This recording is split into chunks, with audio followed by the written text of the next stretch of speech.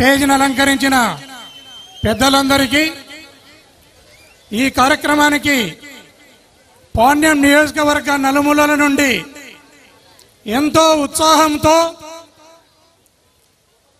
ఇక్కడికి వచ్చిన వైఎస్ఆర్ కాంగ్రెస్ పార్టీ సైనికులకు అందరికీ కూడా నా హృదయపూర్వక నమస్కారాలను, కృతజ్ఞతలను తెలియజేస్తున్నాను.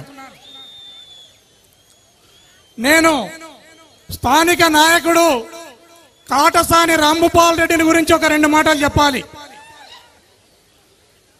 నూనూగు మీసాల నూతన యౌవనమున రచించి తిని మరుత్తరాటి చరిత, అది శ్రీనాథుడు. మీసాలు వచ్చి రాకముందే ఈ జిల్లాలో ఎమ్మెల్యేగా ఎన్నికై ఈ రోజు వరకు కర్నూలు నడిబొడ్డున కొండారెడ్డి బురుజు ఏ రకంగా ఉందో కట్టు కదలకుండా ఎమ్మెల్యే బరిలో నిట్ట నిలువున నిల్చుకొని ఉన్న రాంభూపాల్ రెడ్డి చరిత్ర మీ అందరికీ తెలిసిందే. ఒకసారి మాట ఇచ్చిన, ఒక అడుగు ముందుకేసిన, ఇచ్చిన మాటను వేసిన అడుగును వెనక్కి తీసుకొని నాయకుడు రాంభూపాల్ రెడ్డి.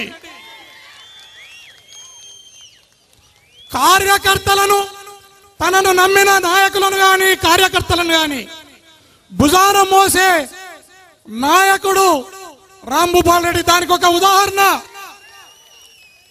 ఈ జిల్లాలో ఒక ఊరు పేరు చెప్పాను నేను.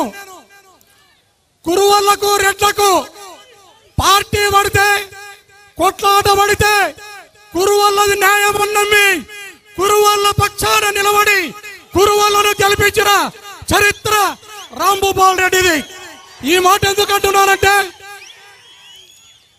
బీసీ, ఎస్సీ, ఎస్టీ, మైనార్టీల పక్షాన రాంభూపాల్ రెడ్డి ఏ రకంగా నిలబడతాడో, కులాలకు మతాలకు అతీతంగా రాంభూపాల్ రెడ్డి నమ్మిన వారి పక్షాన ఏ రకంగా నిలబడతారో మీరల్లా అర్థం చేసుకుంటారని ఈ మాటను చెప్తున్నాను.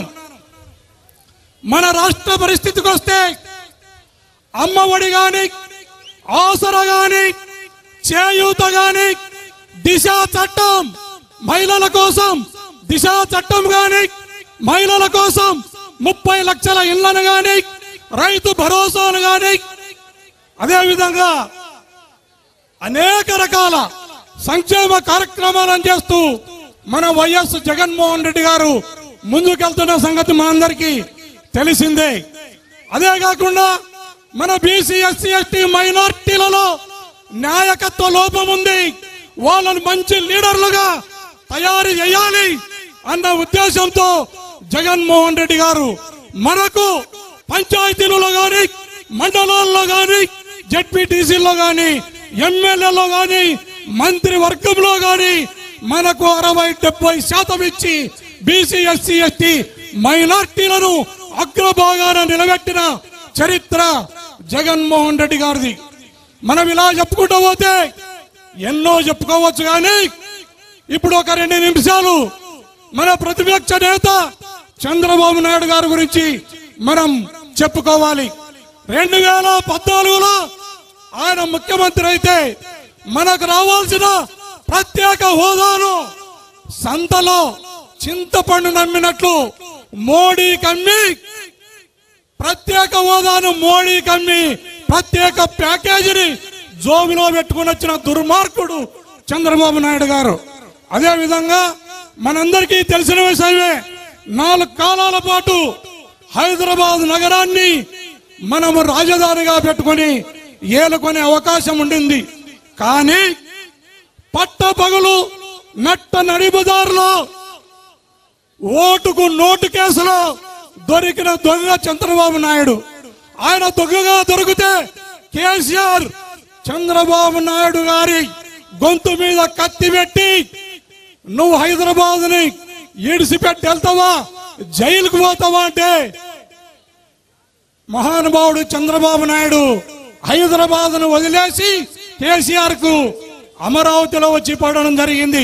హైదరాబాద్ ను కేసీఆర్ కు ప్రత్యేక హోదాను మోడీకి తెగనమ్మి ఆంధ్రప్రదేశ్ రాష్ట్ర ప్రజలకు ఏ విధమైన అన్యాయం చేసినాడో మనమంతా గుర్తు చేసుకోవాలి. ఆయన ఎన్ని స్కీములు పెట్టాడో అన్ని స్కాములను కూడా చేయడం జరిగింది. ఆయన స్కాముల మీద ఎఫ్ఐఆర్ కట్టి ఇన్వెస్టిగేషన్ చేస్తే ఆయన బాబు షూరిటీ భవిష్యత్తు గ్యారంటీ కాదు, బాబు షూరిటీ జైలు గ్యారంటీ అయినా ఆయన జీవితకాలం జైల్లో ఉండవలసిన పరిస్థితి.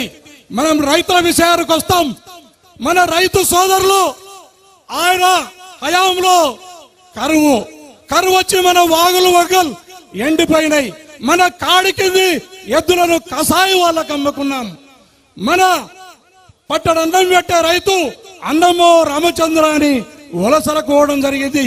ఆయన వ్యవసాయాన్ని దండగా అన్నాడు, రైతులను రాక్షసులుగా చూసినాడు. అదంతా కూడా మనం గుర్తించాలి. మహిళల విషయానికి వస్తే ఈ రాష్ట్రంలో మహిళలు పూజించబడాలి, గౌరవించబడాలని జగన్మోహన్ రెడ్డి గారంటే మహిళలను ఏ విధంగా కించపరచడం జరిగిందో అది కూడా మహిళా లోకం గుర్తుపెట్టుకోవాలి. బీసీ ఎస్సీ ఎస్టీ మైనార్టీలలో ఏ రకంగా అవమానం చేసినాడు. బీసీలను జడ్జీలుగా పనికిరారన్నాడు.